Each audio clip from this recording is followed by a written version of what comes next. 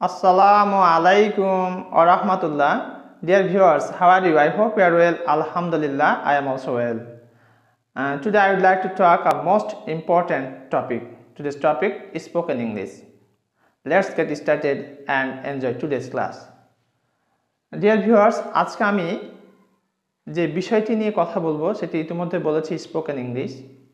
আমাদের দৈনন্দিন জীবনে আমরা এমন কিছু বাক্য ব্যবহার করি যে বাক্যগুলো ইংরেজি আমরা জানি না। তার মধ্যে যেমন ধরে নাও, যাই হোক না কেন সে একজন সৎ মানুষ, যাই হোক না কেন তোমার এটা করা উচিত হয়নি, যাই হোক না কেন তোমার পরীক্ষা দেওয়া উচিত, এইভাবে করে আমরা বিভিন্ন সময় কথা বলে থাকি। কিন্তু যাই হোক না কেন এটা কিভাবে বলবো, আর পুরো বাক্যটি বা আমরা কিভাবে বলতে পারি। তো চলো আজকে আমরা একটি মাত্র স্ট্রাকচার দিয়ে এগুলো আমরা সহজে অনায়াসেই করতে পারি। যে বিষয়টি শিক্ষিত অশিক্ষিত বলে কথা না, জাস্ট স্ট্রাকচারটা যদি কেউ রপ্ত করতে পারে আর বেসিক কিছু ভোকাবুলারি থাকে, that's enough. Let's get started. Be that as it may, এটা একটা ফ্রেজ। ফ্রেজ কি? Phrase is a group of words which doesn't contain a subject and a finite verb. Phrase হচ্ছে একটা তোমার শব্দগুচ্ছ বলতে পারি আমরা। আর অপরদিকে একটা ক্লজ রয়েছে, যে ক্লজও শব্দগুচ্ছ, যেখানে একটা সাবজেক্ট থাকে এবং একটা ফাইনাইট ভার্ব থাকে। যাই হোক না কেন, বি দ্যাট অ্যাজ ইট মে এই ফ্রেজটির অর্থ হচ্ছে যাই হোক না কেন। আর স্ট্রাকচারটি হবে B that as it may, এটা কমা দেবো আমরা, দিয়ে বাকি যে সেন্টেন্সটি রয়েছে সেটি বসাই দেব। তো চলো আমরা উদাহরণের মাধ্যমে বিষয়টি পরিষ্কার করি। যাই হোক না কেন তোমার ওইটা করা উচিত হয়নি। কোনো একটি কাজ তোমার ভাই অথবা কেউ করেছে, তখন তুমি বলছো যে যাই হোক না কেন ভাই তোমার ওটা করা কিন্তু উচিত হয়নি। তাহলে তোমার ওইটা করা উচিত হয়নি। তাহলে আমরা এখানে প্রথমে কি বসাবো? Be that as it may, be that as it may, এখানে কমা দেব। তাহলে এতটুকু কাজ শেষ হয়ে গেলে যাই হোক না কেন, এবার বাকি থাকে তোমার ওইটা করা উচিত হয়নি। You should not have, you should not have, করা ইংরেজি কি? ডু। এর 3 নম্বর ফর্ম হয়ে যাবে ডান। আর ওইটা হচ্ছে দ্যাট। তাহলে আমরা একটু খেয়াল করলেই অনায়াসে কিন্তু এই ধরনের বাক্য যত খুশি আমরা বলতে চাই ততটাই পারবো। কি বলছে? যাই হোক না কেন তোমার ওইটা করা উচিত হয়নি। তাহলে be that as it may, you should not have done that. যদি বলতাম যে যাই হোক না কেন তোমার এটা করা উচিত হয়নি, তাহলে be that as it may, you should not have done this. পরের বাক্যটি দেখি। যাই হোক না কেন তোমার ভাইয়ের তাকে শাস্তি দেওয়া উচিত হয়নি। দেখা যাচ্ছে তোমার একজন ভাই রয়েছে, কোনো একটি কারণে একটি ছোট বাচ্চাকে সে শাস্তি দিয়েছে। পরে জানা গেল যে আসলেই ভাই যে শাস্তিটি দিয়েছে এটি ঠিক হয়নি। তখন তুমি বলছো বা কেউ বলছে যাই হোক না কেন তোমার ভাইয়ের তাকে শাস্তি দেওয়া উচিত হয়নি। তাহলে আমরা যাই হোক না কেন এটা কি লিখবো? বি দ্যাট অ্যাজ ইট মে, দিয়ে কমা বসাবো আমরা। বি দ্যাট অ্যাজ ইট মে, যাই হোক না কেন তোমার ভাইয়ের তাকে শাস্তি দেওয়া উচিত হয়নি। তাহলে তোমার ভাই, your brother should not have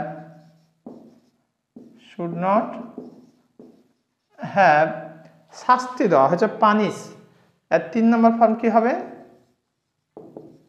punished. যাই হোক না কেন তোমার ভাইয়ের তাকে শাস্তি দেওয়া উচিত হয়নি। Be that as it may, your brother should not have punished him। ছেলের ক্ষেত্রে আমরা হিম বসাবো, মেয়ের ক্ষেত্রে আমরা হার বসাবো। তাহলে be that as it may, your brother should not have punished him বা হার। এখন যদি আমি বলি যাই হোক না কেন মেয়েটিকে তোমার ভাইয়ের শাস্তি দেওয়া উচিত হয়নি, তাহলে আমরা কি বলতে পারি? Be that as it may, your brother should not have punished the girl। যাই হোক না কেন অসহায় লোকদেরকে তোমার ভাইয়ের শাস্তি দেওয়া উচিত হয়নি। তাহলে কি বলতে পারি? Be that as it may, your brother should not have punished the helpless। The helpless মানে হচ্ছে অসহায়দের। যাই হোক না কেন তোমার বোনের পালানো উচিত হয়নি। হ্যাঁ বন্ধুরা, একটি বিষয় স্মরণ করলে এই বিষয়টি আমরা প্রায় দেখতে পাই, সেটি হচ্ছে যদি কোনো বোন দেখা যাচ্ছে যে অন্য কোনো ছেলেকে ভালোবাসে, তখন দেখা যায় পিতামাতা বিয়ে নির্ধারণ করেছে এক ছেলের সাথে, সে ওই রাতে উধাও হয়ে গেছে। তখন কোনো ওই বরের পক্ষ থেকে কোনো এক রিলেটিভ বলছে, যাই হোক না কেন তোমার বোনের পালানো উচিত হয়নি। তাহলে এটা আমরা কীভাবে বলতে পারি? যাই হোক না কেন, বি দ্যাট অ্যাজ ইট মে, আমরা ফ্রেজটি বসালাম বি দ্যাট অ্যাজ ইট মে, তোমার বোনের পালানো উচিত হয় না। তাহলে তোমার বোন, ইয়োর সিস্টার শুড নট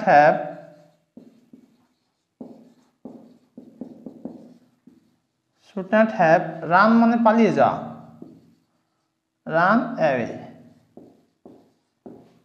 যাই হোক না কেন তোমার বোনের পালানো উচিত হয়নি। Be that as it may, your sister should not have ran, 3 number form, run away. এখন যদি আমি বলি যাই হোক না কেন তোমার পিতার পালানো উচিত হয়নি, তাহলে এখানে আমরা your father should not have run away. যাই হোক না কেন সে একজন সৎ মানুষ। আমরা অনেক সময় দেখা যায় সমাজের অনেক মানুষ সম্পর্কে অনেক মন্তব্য করি যে সে ভালো, সে খারাপ। তখন তুমি সর্বোপরি একটা কনক্লুশনে বলছো যে যাই হোক না কেন সে একজন সৎ মানুষ। তাহলে বি দ্যাট অ্যাজ ইট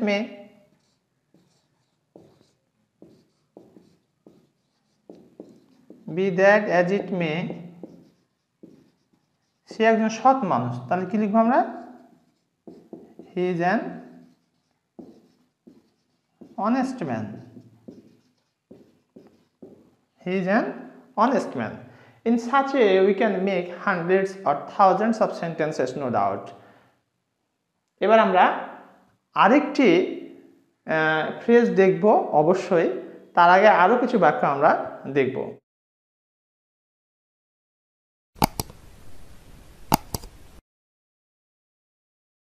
আরেকটি স্ট্রাকচার আমরা খেয়াল করব এবং আরেকটি ফ্রেজের মাধ্যমে। ফ্রেজটি হচ্ছে বিফোর ওয়ান্স টাইম, অকালে অথবা যথাসময়ের পূর্বে। আমরা প্রায়শই বলতে শুনি সে অকালে পৃথিবী ছেড়ে চলে গেল। আসলে এই কথাটি বলা ঠিক নয়। এই কারণে ঠিক নয়, মৃত্যুর কোনো সময় অসময় নেই। যে কোনো সময় মৃত্যু আমাকে নক করতে পারে। এক্ষেত্রে সময় এবং অসময় বা অকাল এই ধরনের প্রসঙ্গ মৃত্যুর ক্ষেত্রে প্রযোজ্য নয়। আর স্ট্রাকচারটি হবে সাবজেক্ট প্লাস ভার্ব, তারপরে হচ্ছে বিফোর ওয়ান্স টাইম অর্থাৎ ফ্রেজটি। ডিয়ার ভিউয়ার্স, আমি তোমাদের উদ্দেশ্যে একটি কথা না বললেই নয়, যেখানে ওয়ান্স কথাটি আছে না, এই ওয়ান্সটা হচ্ছে পজিটিভ। সাবজেক্ট যেটি থাকবে সেই জায়গাটিতে তার পজিটিভ ফর্ম বসাতে হবে। উদাহরণ দিয়ে দেখি তাহলে বিষয়টি পরিষ্কার হবে। সে ওয়াকালে ঝরে গেল, তাহলে হি ড্রপড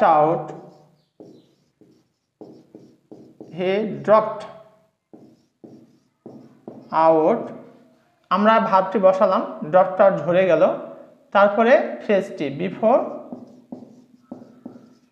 এখানে ওয়ান্স না হয়ে হবে সাবজেক্ট হচ্ছে হি, তার পজিটিভ কি হিজ টাইম।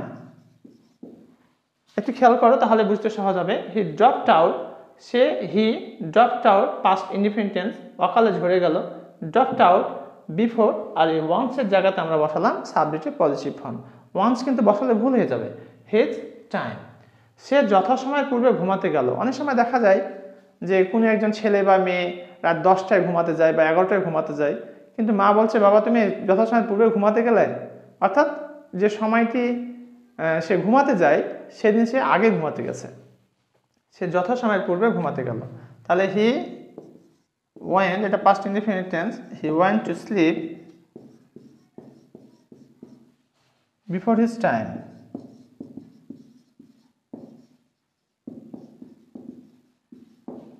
ডিয়ার ভিউয়ার্স, এবার এতক্ষণ পর্যন্ত আমি বাংলা থেকে ইংরেজি অনুবাদ করার চেষ্টা করেছি, আর এবার তোমাদের পালা। দুটি বাক্য দিচ্ছি দুটি ফ্রেজ থেকে, অর্থাৎ আমি যে দুটি ফ্রেজ নিয়ে কথা বলেছি এই দুটি ফ্রেজকে ব্যবহার করে তোমাদের এ দুটি অনুবাদ করতে হবে। তো তোমরা ওই স্ট্রাকচার দুটি ফলো করে, প্রথমটি হচ্ছে প্রথম স্ট্রাকচার থেকে, দ্বিতীয়টি হচ্ছে দ্বিতীয় স্ট্রাকচার থেকে, কমেন্ট করে জানিয়ে দাও ঝটপট যে যাই হোক না কেন আমি অসহায়দের পাশে দাঁড়াবো। সত্যি বন্ধুরা, আমাদের অসহায় ভাই বোনদের পাশে, অসহায় মানুষের পাশে দাঁড়ানো অবশ্যই দরকার। তাহলে এটার ইংরেজি কি হবে? যাই হোক না কেন আমি অসহায়দের পাশে দাঁড়াবো। আরেকটি হচ্ছে ফুলটি যথাসময়ের পূর্বে ঝরে গেল। অর্থাৎ যে সময় ঝরার কথা সেই সময় না ঝরে যথাসময়ের আগেই ঝরে গেল। তো এই দুটির অনুবাদ, এই দুটিকে ফলো করে, অর্থাৎ আমি যে দুটি ফ্রেজ ব্যবহার করেছি সে দুটিকে ব্যবহার করে তোমরা ঝটপট কমেন্ট সেকশনে কমেন্ট করে জানিয়ে দাও কে আগে পারে। এতক্ষণ পর্যন্ত সাথে থাকার জন্য অসংখ্য ধন্যবাদ। এখানে শেষ করছি। আসসালামু আলাইকুম ওয়া রাহমাতুল্লাহ।